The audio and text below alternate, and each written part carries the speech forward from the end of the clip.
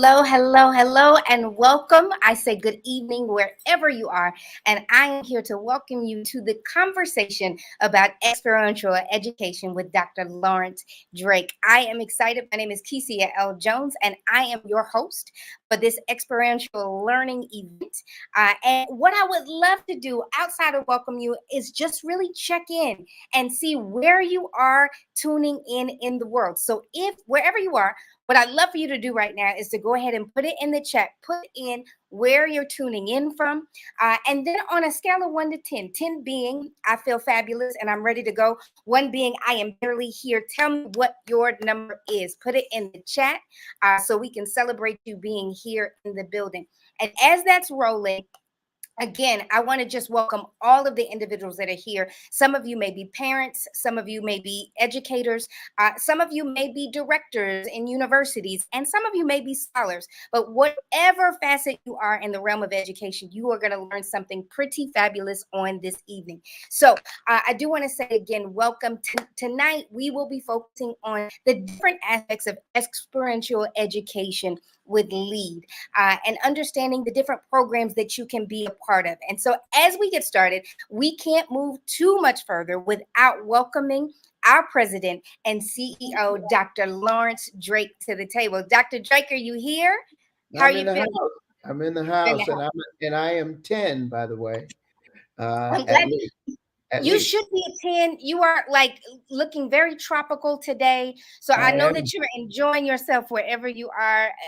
Graduations have happened. Yeah, talk Yes, to us and let us know how you're feeling. I am feeling terrific, and yes, I'm feeling tropical. It is still 88 degrees in Florida at Yeah, 6 o'clock. So yeah. suffice it to say, it gets hot here and stays hot here, but I'm loving it. And good to be with you tonight, and all of you who have joined us tonight for what we hope will be a very informative session, but more importantly, an opportunity to engage with you like we haven't before. Beautiful, beautiful. Yeah, I think it's going to be quite wonderful. We have different guests on. And for some of you, this may be your second night chiming in. This is our part 2 event. And so excited to have our different directors that will be joining us shortly.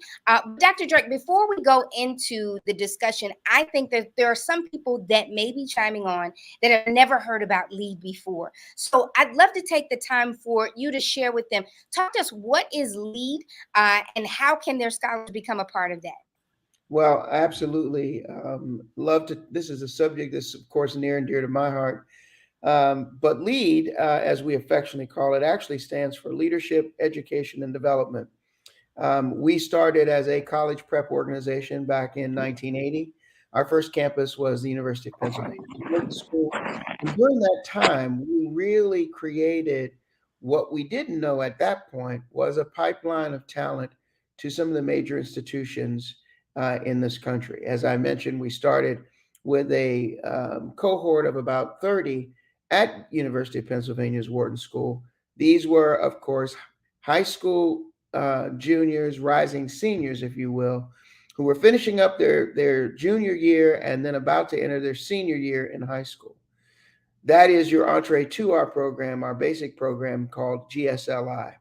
You enter that program, and in the current configuration, we actually allow those members who are admitted to join us in a virtual learning environment for the first week, and then they matriculate to their campuses for the next 2 weeks. That is GSLI. And LEAD is, I could say that we've been successful, and we have by most standards.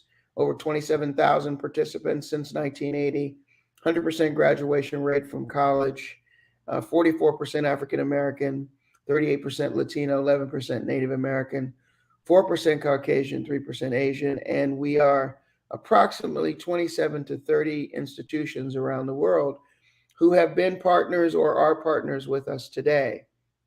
So, what you see and what you would see is these amazing young people engaging and learning in all facets of not only business, but of course, acquiring the skills that are going to be important to their future: critical thinking and problem solving, design thinking. Those kinds of things are important to us.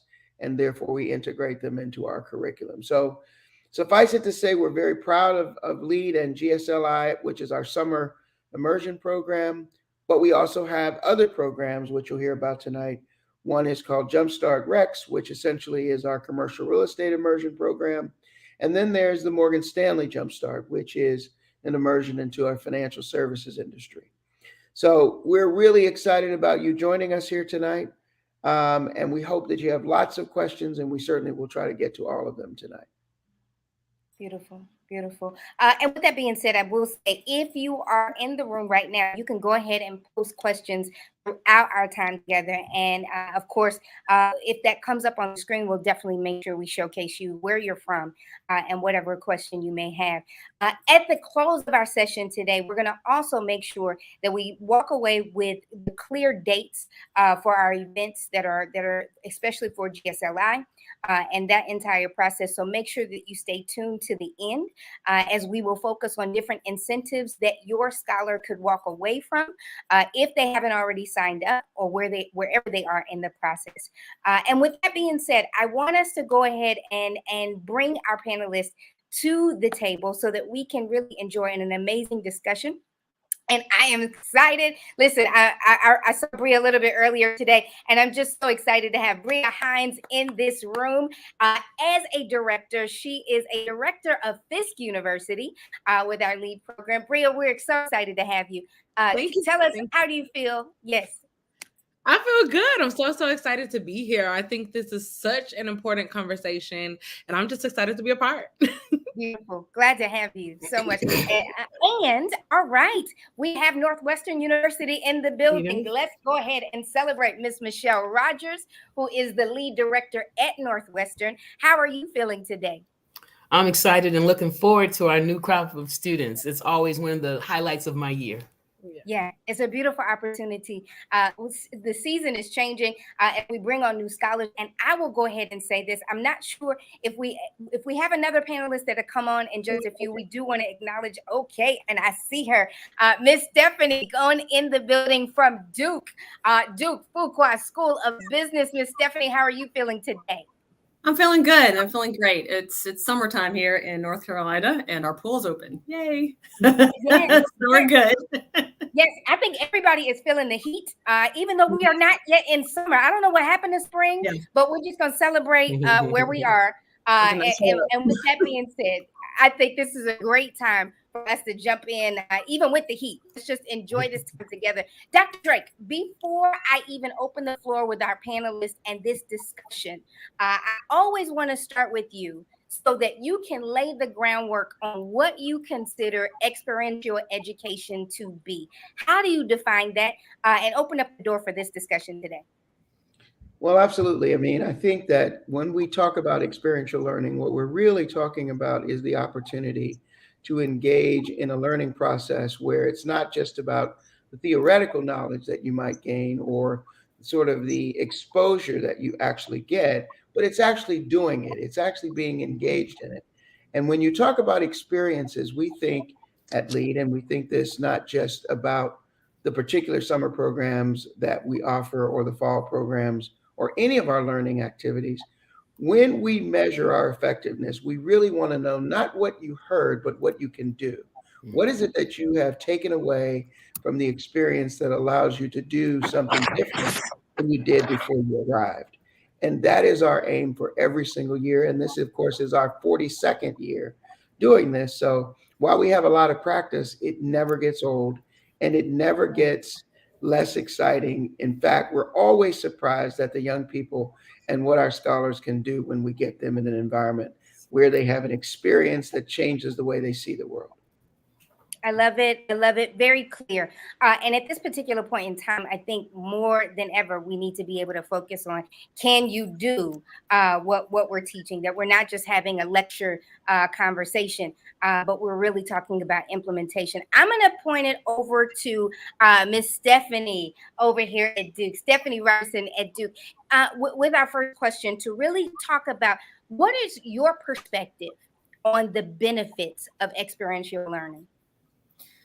So I've been on both sides. I've been part of opportunities, experiential learning that has truly affected me, and I've also crafted and run programs, and LEAD is one of them.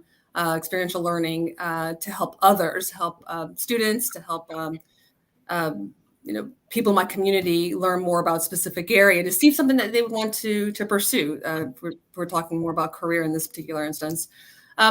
For me, looking back at the time that affected my trajectory the most was doing a program, the study abroad program. So I took German in high school, and 2 years is all I needed to do, but I went abroad to Germany and my whole life was changed.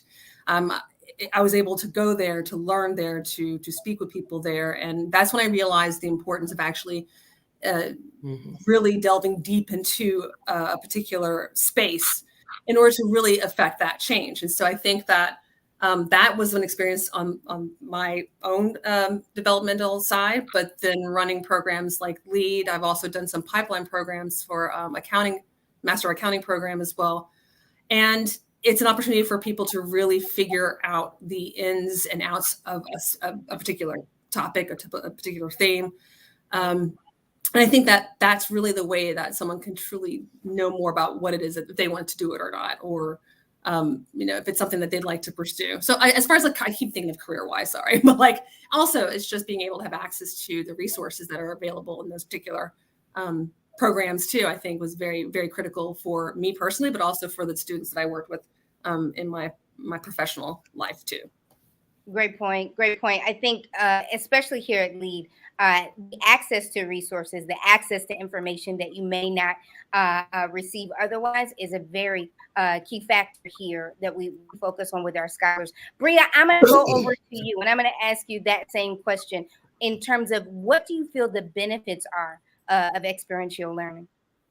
So experiential learning to me is learning by doing. And I don't know about anybody else in here, but I have to have a hands-on experience to actually grasp the concept of what I'm doing and what, my expertise will be. And just like Stephanie said, I've done plenty of research. I did study abroad as well. I've also been in TRIO, and just having the opportunity to teach students hands-on, I think is something that is amazing. And thinking about learning by doing, you gain the knowledge and you develop the skills that will keep you on forever. It's not just, like you're taking a test and it's just like, oh, I just need to learn it here. When you actually do it, you are continuing to know, oh, this is what I do with my hands. I can continue to do that. And so it's a learn process that I think can continue on forever. So I think for me personally, that's the only way I learn. So I think it's the best way. Bria, if I didn't know that you learned by doing, I know now because your hands have told me. I learned by doing. Yeah. Okay, I felt all of that. Yes, so I'm going to go over to Northwestern right now. Michelle, with that, well, actually, I want to broaden the question a little bit more. Okay. One, we can talk about the benefits, but I'm interested in your perspective on what barriers we need to break through so that we can make sure that we're giving our scholars this opportunity for this type of learning. Well, I think one of the things that, both Stephanie and Bria alluded to also were the creativity and the collaboration that happens because you're connecting with people and connecting with ideas in a way that you don't normally do. Well, what's the downside? Excuse me. The downside of that is it requires that you go outside the normal structures to make it happen. What has traditionally been done in academia, from K through 12 to college to graduate school, doesn't always fit. Some schools are better at doing this than others. Some programs are better at doing this than others, but it requires that you go outside the traditional structure. And so that makes it difficult sometimes, may require additional guidance, additional patience, additional resources to do that, to make sure that people have this hands-on experience. But there's really nothing that takes the place of it because they both gave you examples of how they learn through doing. But what also happens is you can get a deeper level of learning because for someone to let you, to read a book to you or to hear a lecture or to write a paper from things that you read, you have a certain level of knowledge, but you also able to, if you actually work with something, you get closer to it and you can get a deeper level. And that can lead to better ideas, more creativity, more innovation. So a long answer, but I think it's really important. But I know that the costs, there are costs associated with it. And there's some structural barriers that we probably need to address. Yeah, no, I don't think that was a long answer at all. I think it was perfect because what we're really talking about is expansion, and there is a cost to expansion. But what is the alternative that we don't expand? That's a greater cost. Dr. Drake, I'd love for you to chime in on that even more so as it relates to the cost of not acting and the cost of not moving forward in this type of learning environment in terms of your perspective on breaking down these barriers and why we need to do that right now. Well, I think there's two things. One is what I would say is, each of the other panelists have talked about, learning by doing, which I think is absolutely at the center. However, one of the other barriers that I think we have, and it's more structural and systemic, is that we don't talk about skill mastery. So when we talk about actually doing something or learning by doing, we then don't have what I would call a formative assessment to say whether or not that person actually has mastered the skill or is on their way to some degree of mastery.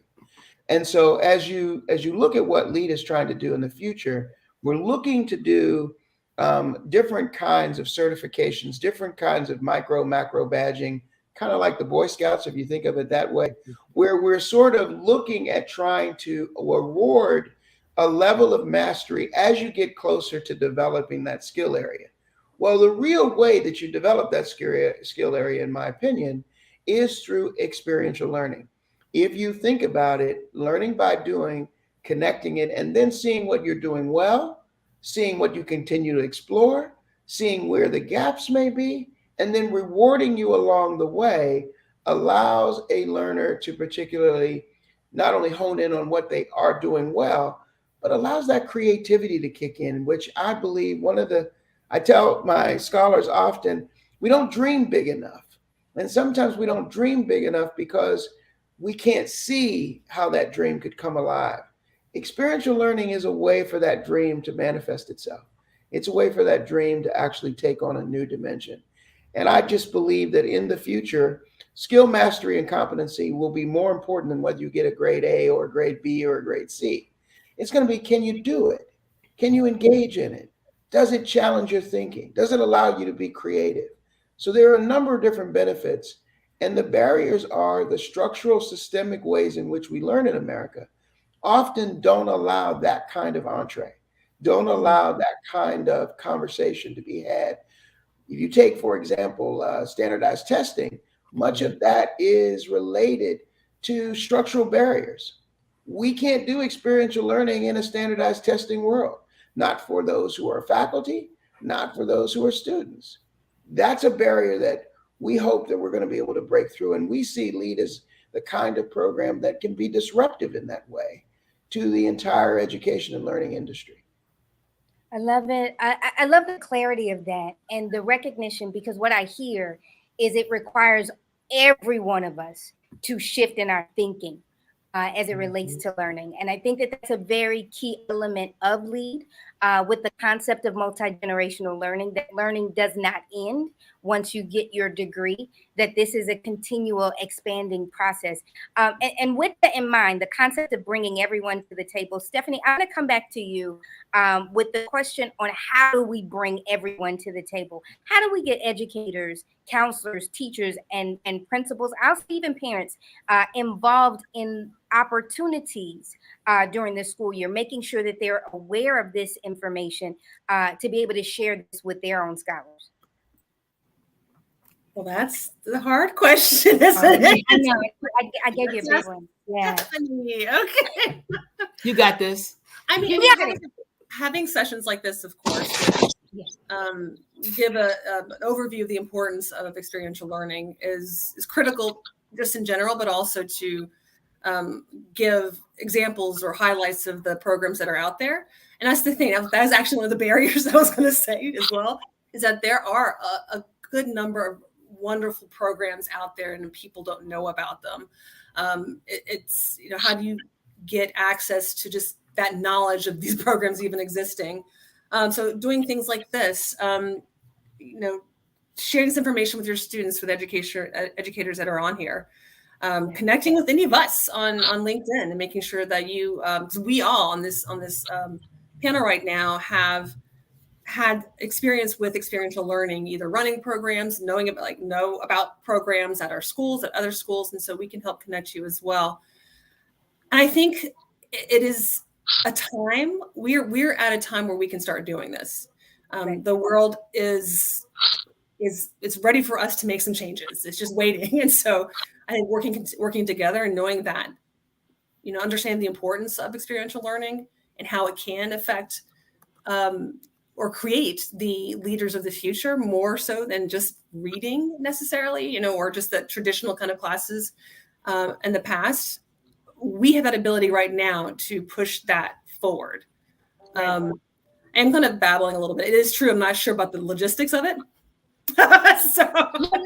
No, but I agree with you. I do believe that we are in the greatest time for that particular shift. And it just makes me think, I actually want to go back over here to Northwestern, Michelle, with that comment, because you started by saying it's always a great time when we're bringing in new scholars. Now, with that being said, that means we've spent time in education long enough to know how things have changed over time. What is your perspective as well? In terms of how we get educators in this day and age, and parents involved in making sure that scholars are aware of not only just this type of learning, but these types of opportunities? Well, to actually, because of social media, you can actually make them aware of these opportunities pretty easily compared to the old days. I mean, much easier than the old days, because marketing has shown that they don't believe anything you say about your product or service. They believe what other people say. So by having past students talk about their experience, that's the best thing we can do, because no one trusts what we say about our own experience anymore.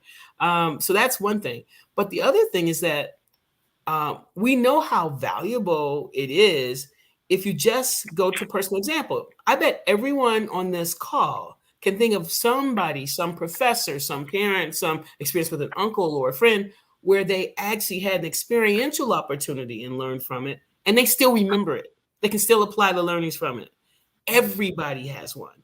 And you can't always do that with the second year English class you took on, American or the American history class, because they didn't ever apply things in a way that allowed you to connect personally. So I think just reminding people and making people think back to their own experiences where they learned because of experiential opportunities, I think will help. So, but the third thing is you pay them.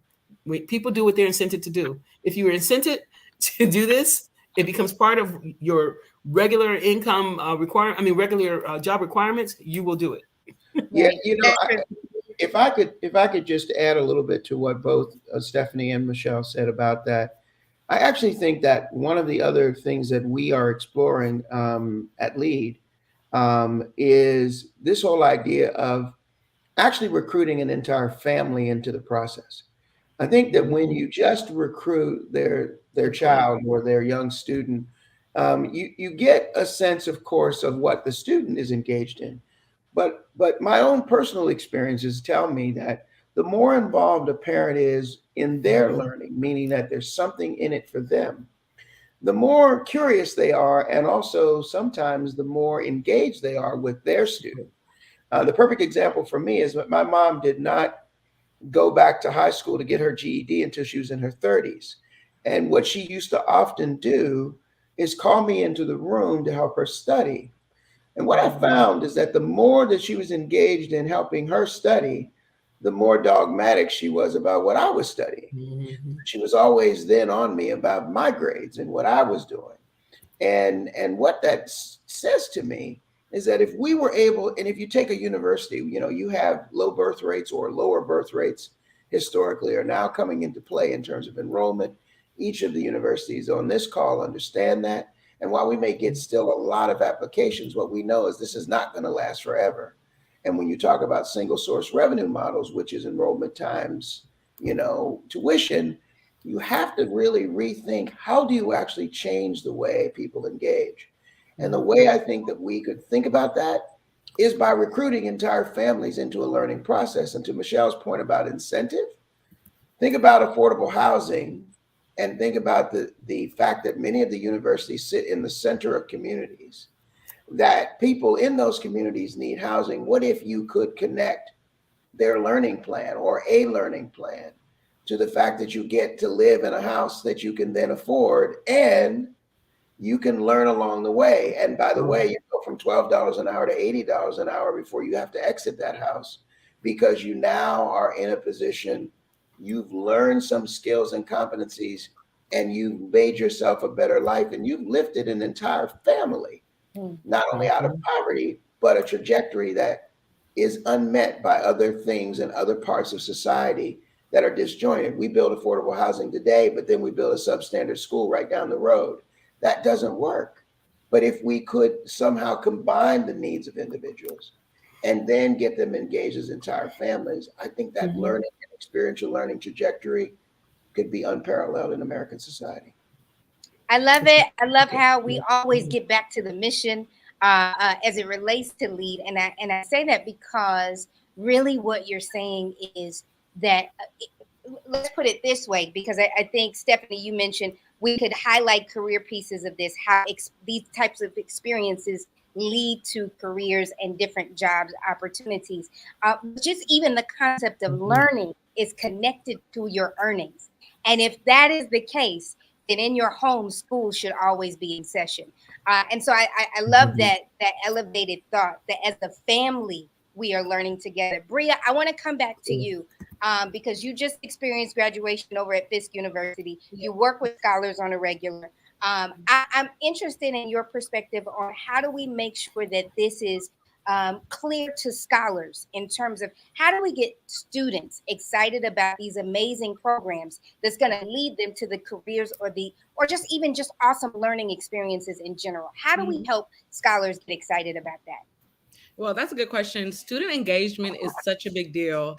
And now social media is a huge part of how we engage students, how things look. The aesthetic is big for these students these days. So we have to change with that. I know for us at Fisk, we're in their face. We all have social media accounts, letting them know different things. But we also make sure that while we're having fun, we're sneaking in a little learning, if that makes sense. Okay. So the hands-on learning part comes into play. So I know for our LEAD program at Fisk, we have some exciting things going on, but we also are doing a metaverse portion of it, which is where students can actually be in the metaverse learning. And that's so exciting. Like, you're in a classroom, but you can create your own area, your own space that you feel safe. And I know for our students at Fisk, they love it. They run to class. So it's just us creating different ways to grasp their attention. Because, I mean, when I was younger, you could just tell me there was a piece of candy and I would run to class. But now you gotta, you have to do so much more for these students. Like, hey, we're going to have a pizza party and, Barack Obama's going to be there. It has to be something amazing just to get them engaged. But so we just have to change with that. But it's also exciting because we as educators learn more as well. So right. And they get this opportunity of building their own world, living in the world of their own design, which to me, that's where we're going anyways. The concept that this is about creating the life that you desire. Exactly. And using these experiences to do so. Listen, we are close to the close. This has been beautiful, but I do want to do a round robin around the room before we have to go. Any final thoughts that you would like to share in terms of the importance of this type of learning and where we collectively need to be going to make sure that our scholars are getting this opportunity? Either one. I'll start Northwestern. Ms. Michelle, I'll start with you. Any final thoughts? One quick thing is I have found that if you introduce experiential learning into almost any kind of academic or learning process, you improve the outcomes, not just for the student, but for what they will do in the future. And I think it was Stephanie who talked about careers. It's about careers, but it's about so much more. It's about intellectual curiosity. And I think experiential learning helps to do that. Beautifully said. Beautifully said. Stephanie, over at Duke, what's your final words for today? So I guess I think about careers a lot because I am at a business school. It's just helping students graduate and go get their jobs. But I think even larger broader than that is careers in areas you would have never thought of before. And that is where I've seen experiential learning really help students not just grow as an individual, but as someone who pursued a successful career in something that was beyond their imagination before. And there are a lot of programs out there that can help you do that. And LEAD is definitely one of them. So sign up if you haven't yet. But yeah, so that ability to see a future beyond maybe the normal career paths that you've seen before is readily available to you, and you can get that through experiential learning opportunities. Beautiful, beautiful. I love that. And I go back to, Michelle, what you said, intellectual curiosity and what that can birth. Because there are some careers that we have not seen yet. But if we open up the door for that type of learning, we can expand. Bria, I'm going to go ahead and have you have our final word with our panelists. What are your final thoughts? My final thoughts are everything that they said, and the LEAD program is amazing. Like, just thinking about it, for if I was in high school and I had this program and I was able to really get that hands-on experience, I probably would be the president right now, you know. Just thinking about so many great things that can come from this, you know. So if there are high schoolers on here, parents, I say take advantage of this. I'm a first-gen student, so, you know, my parents did not go to college, but as Dr. Drake said, my mom learns things from me every day. And so I think that it's great that it's not just me, but it's the village that I'm also taking the knowledge back to. So I love it. I think this is amazing, and I'm ready for a great summer. And let me say one last thing. I put my money where my mouth was. I sent my daughter here and some of my nieces and nephews here. So I truly believe in LEAD. I think it's a fantastic opportunity. I love it. These are not just words. These are LEAD parents. These are LEAD fellows. And that's why you're here at the table, because you know firsthand the power of this experience. Thank you so much. I will go ahead and say goodbye for right now. We'll see you soon. You. But we have to move on to our next set of panelists because I think that was a great segue, because the next two that are coming on are both presenting their experience, both as a LEAD parent and as a LEAD fellow. So we have alumni in the room. So let's go ahead and bring them on as we go. And Dr. Drake, before we bring, I see Michael's in the room. Let me just go ahead and celebrate Michael. Michael in the house. Hi, Keisha. How you doing, man? How are you feeling? I'm doing well. Better since I'm talking to you. I love it. I love it. I love it. Well, I'm glad that you're here for round two.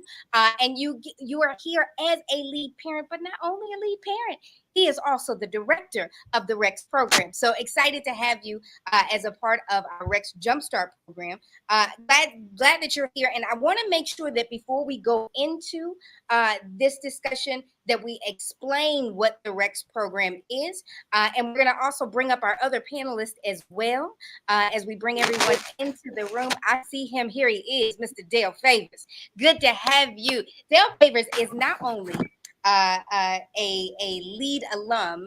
He was a LEAD fellow, but he is also the director. Let me make sure I make this correct. Managing partner of Adaptive Growth Leadership and a LEAD alumni. So LEAD is even in your company name. Dale, how are you feeling today?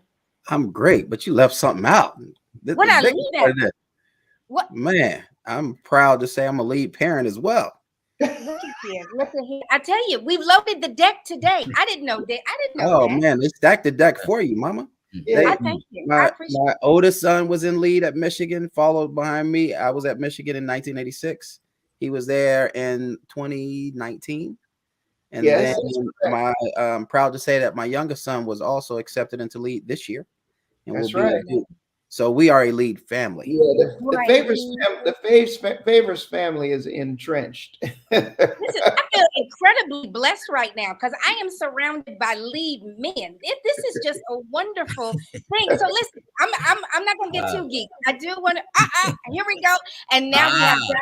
Kanan in the room. Right. Listen, Dr. Kanan is not only a part of the LEAD family. I learned today that she was here before LEAD really began. So excited to have you here. She is also the director at Tufts University, as well as she was the chair for the Alumni Council here with LEAD. Dr. Kanan, how are you feeling? How are you feeling today? I'm great. Thank you. Nice to check in with you again, and great to see Dr. Drake. I was giving Kesia the joke. I said, look, I remember when Dr. Drake was on the board of LEAD. Yes. And we met and talked about re-envisioning this experiential opportunity. So I'm excited to see the growth over the years and excited to be here. So excited to have you all. Yes. This is a beautiful room. We're going to go do a deep dive. First, from an understanding of, let's start with Rex, because we do want to open up the door so people can understand what Rex is as a part of our program. And then I want to make sure that our lead parents and directors can speak about the program and to the power of what a lead family looks like. So Dr. Drake, you want to start with talking to us a little bit about the history of Rex? Well, listen, one of the most exciting things that I've had the opportunity to do is build partnerships. I'm now coming up on almost 2 decades with LEAD. It's kind of actually amazing. But when you think about the partnerships that we have developed over time, one of the ones that emerged a few years ago was the commercial real estate industry. And as we started to look at the joint interests that we had in developing wealth in our Black communities, Black and Brown communities, that we had a real interest in trying to change the game of how young people could engage with that at a very early age. So we had a conversation that extended much further to what is called currently the Real Estate Executive Council, which is the largest group of Black and Brown developers of commercial real estate around the world.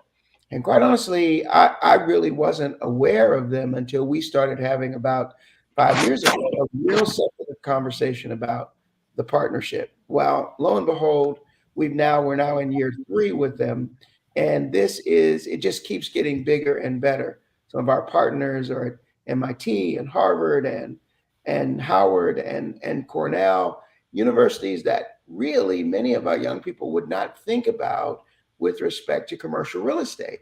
Well, guess what? They have very strong programs in that area.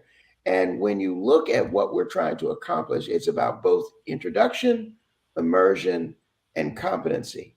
We want them to learn the skills and understand what that industry is all about. The partnership is continuing to develop and grow. And I have to say, every year we've gotten bigger, and the best is yet to come. Beautiful, beautiful. Thank you so much. Listen, I think I want to start this off with Mr. Michael Strickland. And the reason being is because you just talked about the power of this particular program. There's no one better to speak even more about that other than you, Michael, because you are the director of this program. And not only that, but you have history in commercial real estate. And I'm interested in 2 things. One, your personal experience with this program and why it's important. And also what parents should be thinking about as it relates to this program. Specifically, I'll say, Michael, why is this such an important program right now as it relates to commercial real estate? What your perspective on that? So I shudder to say that I'm more relevant on anything than Dr. Drake, right? So we're gonna start it off with that. I will give you my perspective. I worked within the commercial real estate field for over 20 years, and it was a dearth of diversity within that field. I stumbled upon the field, and what I realized was it was an opportunity that a lot of us just weren't aware of. It wasn't like the concepts were novel. It's just that door was never open. And so while I worked in the field, I actually got a chance to work with organizations to try to bring more diversity to the field. And so fast forward, when I got the opportunity to work with Dr. Drake on a couple of other different ventures, he was expanding, because the thing I love about Dr. Drake is he's a visionary, right? So you got to realize that any organization that has been around for as long as LEAD, in order to thrive, you got to continue to try to uncover new opportunities. And so when he started talking about a collaboration with Rex, with Reese, that really felt right to my sweet spot, because obviously I have a familiarity with commercial real estate, and I got an opportunity as a LEAD parent alum to be able to support an organization that I was very passionate about. So really the Rex Jumpstart program is really just an extension of what we've been doing for the better part of 40 years. The only differential is it's specifically focused on commercial real estate. So you're going to be on those campuses in the immersive program. There's going to be experiential learning. There's going to be faculty-led directions. There's going to be case studies. There's going to be small groups. I think the thing that really separates LEAD from other programs is this intentional focus with the small groups. The small groups really allow you to develop. They really allow you to walk outside your comfort zone because you're having to take on different roles in a pretty finite amount of time. And I know with my son, when he went through the program, also at the University of Michigan, he came back with some tangible skills. He came back with some, hey, let me tell you about business. He came back talking about his network and what he learned prior to his matriculating to the University of Michigan. But the biggest thing he came back was with confidence, right? He came back knowing that I have the ability in any environment, in any heterogeneous group, to be able to put myself in place and to thrive. And so the Rex Jumpstart program gives you the baseline. It talks about commercial real estate and entrepreneurship. It teaches you those skills. It puts you in a position to grow. It gives you that confidence, and it gives you insight into a field of operation that, quite frankly, can change the trajectory of your family plight. So that's really why I'm excited about it. And that's, what I want to share with others. Michael, I love it. I love it. I love even just breaking down the concept of walking away, not just with the skills, but the confidence. And I heard a speaker not too long ago talk about the confidence to enter into any room and know that you belong there. I think that is a big piece as it relates to LEAD. I want to pull back and go to Dr. Kenan McKenzie. And the reason why is because, Michael, you talked about confidence and the growth that you saw. Dr. McKenzie, you've seen the program since the very beginning. Not only that, but you also have worked with the alum as it relates to being a chair on that particular council. Talk to me about what you feel the power of this program has been when you see the growth from the beginning up and even to this particular point. Yeah, thank you for that question. So I want to go back a little bit in time to when Dr. Drake and I were talking about what can it look like to be relevant and to be current, moving forward, always thinking ahead. And one of the things that we agreed on and talked about was this idea that we don't want students passively taking in information. Right. And so I've been in higher ed or academia or even K-12 settings for the last 25 years. And we use this concept in education of the productive struggle. You want to take learners from being dependent learners to independent learners.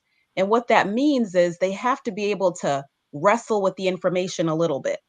And so the way that you do that is you allow them to have the experience of kind of trying it on and struggling with it. And so this concept is now working its way through other spaces. When we talk about culturally responsive teaching, what we're doing is we're saying, not everybody learns by sitting and looking at things and just reading information, right? And so we want to consider cultures that appreciate group interaction, appreciate communal learning in spaces. And so by being more experiential, we're actually being more culturally responsive to engage more students of color. Right. So essentially what we're talking about is being less passive learners, being more independent learners, because you actually have to grapple with that information. And I'll tie it back to my work with the Dialogue Center, actually at Tufts, where I work with faculty, staff, and mature students. They could be in grad school. And today I actually had a conversation with one of my students who's in the conflict resolution program. And we were talking about the importance of dialogue, even in that space, where these are people who are learning about conflict resolution. And she said, I would like to work with you all because we actually need the practice of dialogue. We need to actually be able to talk through difficult things. Otherwise, how are we going to be experts without the experience, right? So this doesn't just stop and happen in college naturally. It has to be intentional all along the way. So to have that in high school is a huge precursor that's necessary to know what it is to feel that productive struggle. And I think Michael mentioned it earlier, to do that with diverse perspectives at the same time, right? So that you don't have an echo chamber of just hearing the same things, but you are actively learning, but you're also engaging people who just may have a different perspective. which you can learn from. And that's also the critical part about the experience. Yeah, I love everything about that. I think the thing that's sticking out to me as well is the importance of understanding that we're taking scholars from being dependent learners to being independent. And I think that that is incredibly critical when you get to the point in life where the teacher is not automatically in front of you.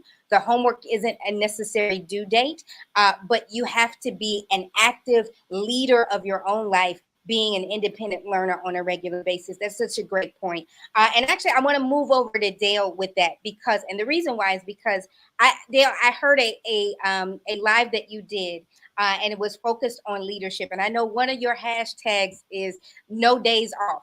And so I want to kind of like segue into that because as a lead family, as a lead parent, I can tell automatically your house is centered around leadership. So talk to us from a lead parent perspective in terms of how you cultivate that at home, and what are like the real benefits that you've seen of your scholars going through it and you going through the program, because you're not just a lead parent, you actually went through the program yourself. So that's a lot, but I'd love your perspective on that. You know what? I'm going to give it to you this way, and I'm give it something for everyone to take away because I like to do it this way. Is it's three words I'll leave with you is just agile, adapt, and grow. And the reason why I say that is you have to be agile because things happen, right? Things happen all the time. And I give you how I got to lead, and it was really because of my mother. And that was if I applied for a program which was at a local university in Ohio. So I thought I was going to get into this program, Horizons in Business at Wright State University. I was like, yeah, I'm going to do that. I didn't get in. And I was a little crushed because I didn't, I was not used to not winning, right? And my mother came to me and said, here, apply to this program. She was fine. I guess during the day at work, she went and found something like, apply to this because there wasn't no internet, right? So she threw something on my bed and I was like, I ain't doing that. I didn't want to get my heart broken again. She was like, boy, just handle that. And so I did. And I got in. And that allowed me to, what that taught me was you have to be able to overcome adversity and keep moving forward. And so that happened. It then, just like you talked about, Ms. Jones, it changed my life because it showed me what was possible on a grander scale. And so I came back, Michael, with that same confidence that your son came back with, like, oh, I know now I can take the world on. And so I was looking for that next thirst. I was thirsting for that next opportunity to challenge myself to perform at that level because I understood that by adapting to those changes, by overcoming those challenges, adapting to whatever changes were necessary, I could continue to grow. And so I found that in the experience at going to Florida A&M University and being in the School of Business. So that taught me all that. What I have been able to do throughout my career journey is reflect back on all those things because no career journey is a straight line. It has its challenges along the way, and mine did too, but I also had success. And so I'm able to not only take those experiences that I learned, apply them to life, give them back to others through whether I'm teaching at Seton Hall, whether I'm running my business and helping people, but I'm also sharing that with my kids and helping them understand that, yes, we're here, but you have to be able to learn to deal with adversity and be agile enough to make the adjustments in life to then be able to adapt to what the world is at that time and then keep growing. And so those are the things that we stress at home, myself and my wife. And I think my kids have benefited from that, but we shall see because they still have much more life to live than I do. I love it. Those are the tenets of a leadership house. And I don't know if I could feel just the beauty around the room in terms of what happens when you become a part of LEAD. I think that this is beautiful. Those of you who are watching at home, wherever you are, if you look across this board right here, you're looking at complete LEAD families. And the real understanding that if you start with LEAD, you you become a part of the family for forever. And with that being said, I hate that we have to leave right now, but my producer is letting me know we have to roll. So in terms of my clock. So I do want to make sure that I give you just maybe just a couple of seconds, just 30 seconds to give us your final words before we exit out and move into to our next segment. Michael, let's start with you. What's your final words? I mean, the organization and the opportunity is phenomenal. In a word, it's just phenomenal because of the experience, because of the small groups, because of the diversity of things that you're going to learn and the people you're going to interact with. And so I noticed the Rec Jumpstart program, there are opportunities still available. If I would encourage all to apply still. We're placing people now, and we have opportunities immediately available for you. So we're excited, and I want to touch as many people as possible. Beautiful. Dr. Kanan, what's your final words? Well, I would say, wearing my hat as former alumni chair, there are thousands upon thousands of alum. And I feel like that alone is a type of social capital you cannot understate. So just being able to participate in that community in the future is real opportunity. So thinking beyond this particular moment, into college and beyond, there's also a much larger community out there that this can extend into. So I do want to underscore that as well. Love it. So true. So true. Mr. Dale Favors, please, what's your final words as we get ready to exit? Really, I listened to what my two colleagues on stage here had to say, and I truly believe in both. One is, I will say this, never stop learning. So find the value in learning. And connectivity. Take your learning and the connectivity as possible, blend it together, and you'll find that whether it's your lead family that you're connected with, whether it's your undergrad family, your graduate school family, your Jack and Jill family, whatever it happens to be, you'll look in the pot, and a lot of times it ends up being a lot of the same people. So that's a great thing about what this is about. And so LEAD is just another path to success. And as you said, leadership, Ms. Jones. Beautiful. We are learning and leading and growing together here. Dr. Drake, I know, has to say something before you guys leave.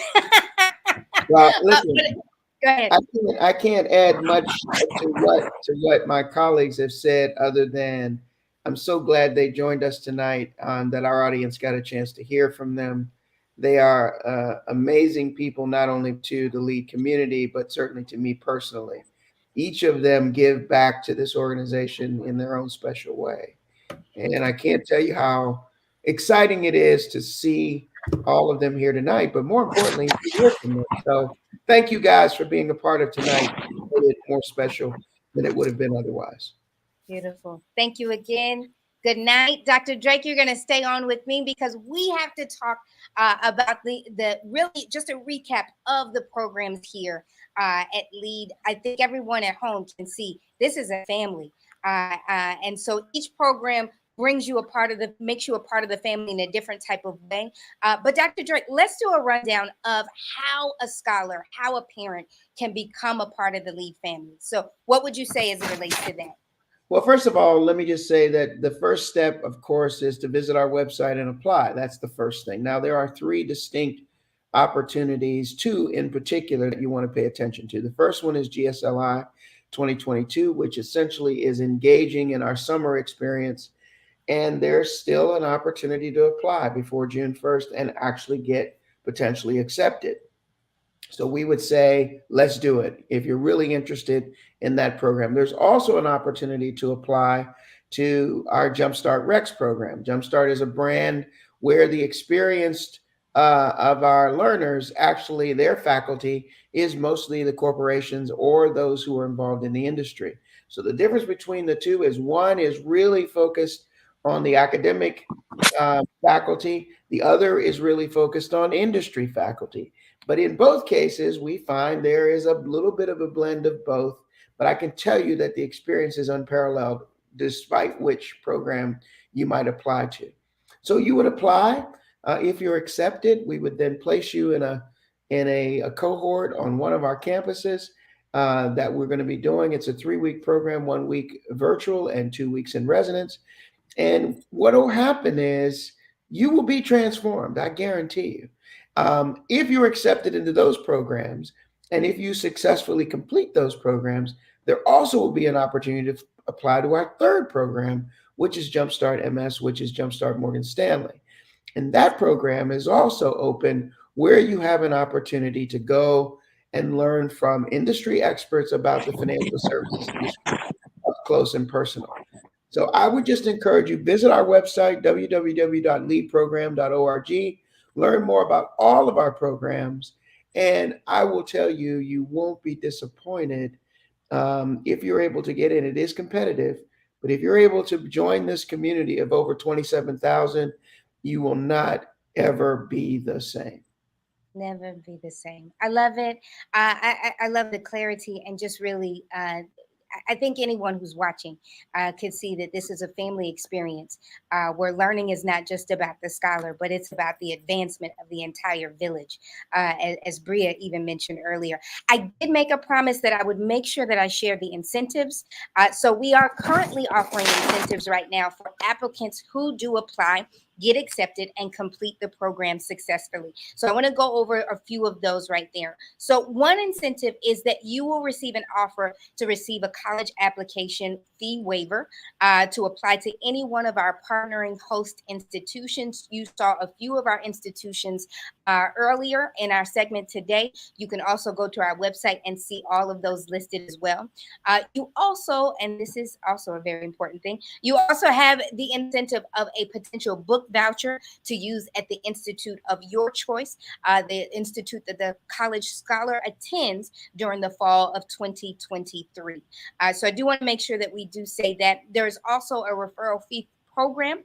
If you go to our website, you can see more information about that, but you can earn $125 for every applicant you refer to our summer program. And of course, that summer program again, GSLI, which deadline for all of that is June 1st. I do want to make sure that you're aware of that. It is showing up on our screen so that you can go directly to our website. And if you have started your application and haven't finished, please get that done ASAP. But we just want to celebrate this opportunity. And I want to make sure that if there are any questions on the floor, I do have a question on the floor. Are there any scholarships that we can get for the program? Dr. Drake, you want to speak to any of that? And this is from Evelyn. Yes, so there is certainly still an opportunity to apply for a scholarship. We can't guarantee that you would receive one, but I would encourage you to apply. There's a separate application that you would do that we would ask you to submit some information about your financial status. Our motto here is we really try to have people who are in need and have an opportunity to be admitted to the program. We want to try to find a way for them to join us. So we do take all applications for scholarships seriously. It's a question of how many resources we have available. But I would say if you're interested, apply now and apply for a scholarship respectively.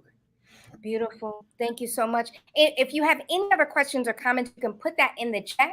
We'll make sure to cover that. If it's after our show time, we'll make sure that we go back to that to get all your questions answered. But again, you can always go to our website and get more information there. You'll see that that is up on the screen. Dr. Drake, we are closing up. This is our last few minutes. Thank you. I love it from the floor. We see, thank you for the program. Very interested. Where can you apply for the scholarships? That should be on the website as well. Dr. Drake, would you just say go straight to the website? Yes, go straight to the website. And once you see the application, as you enter into the application process, it will tell you how to apply for a scholarship as well. Beautiful. Okay. Dr. Drake, any last words before we head out on this evening? I just want to say I'm so excited about the people that have joined us tonight. We believe in what we do. We have a passion for what we do.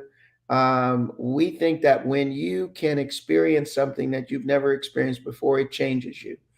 We challenge you to be changed. I love it. It is so true. It is so true.